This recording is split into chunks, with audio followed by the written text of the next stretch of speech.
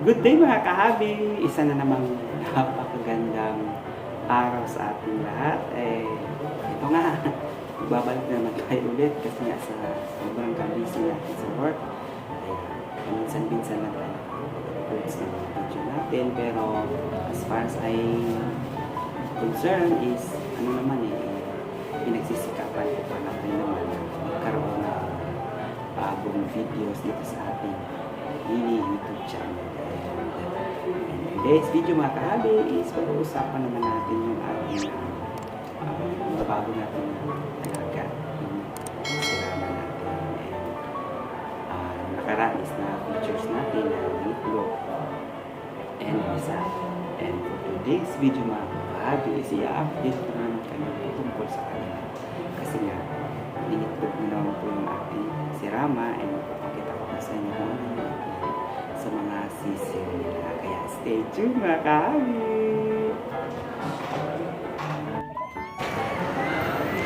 Naalala niyo ba sila mga kahabi?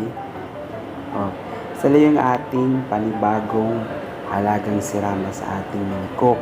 And napakita ko rin sa inyo yung kanilang journey sa first nilang pangingitlog at sinabi ko nga dati is nagkaroon lamang sila ng 6 pala tapos 5 yung 5 ba yun? Hindi ko na matandaan basta yung 5 lang yung fertile tapos 3 yung napisa, 2 isa yung nabuo, isa hindi nagpatuloy sa pagkapisa. Ngayon nga mga kahabi, naririnig nyo naman na ayan, nag-iingay na naman yung ating hen. It is an indication na pwede na rin po siyang masampahan and magkaroon ng panibagong clutch ng mga itlog na ating ring aalagaan. And sa ngayon kasi mga kahabi is ayan nga, nagkaroon po siya ngayon ng tawag nito is isang itlog. Yung first yung itlog na nilagay ko siya sa kanilang paitlogan. And I'm so happy kasi nga dati kasi yung hen na yan is paling yung kanyang buntot, yung medyo bata-bata pa. And habang tumatagal is habang tumatagal mga kahabi is nagiging naman siya, naging umayo na sa kanyang katawan, straight na siya, hindi na kagaya dati na paling talaga yung kanyang yung kanyang buntot.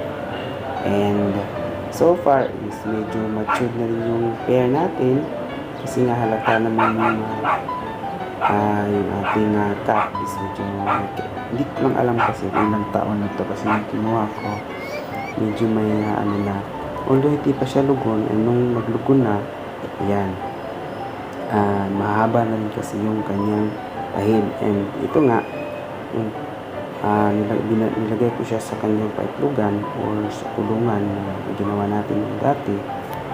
Is napansin ko is nagkaroon na nga siya ng isang itlog mga kahabi.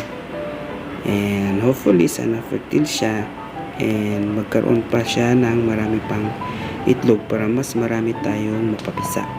Kasi nga hindi naman talaga 100% na pag nangitlog ng 10 rin yung mapipisa. Meron talagang hindi nagpapatuloy. And i-update ko rin kayo mga kahabi sa kanyang mga first clutch. Ayan, malalaki na po yan sila.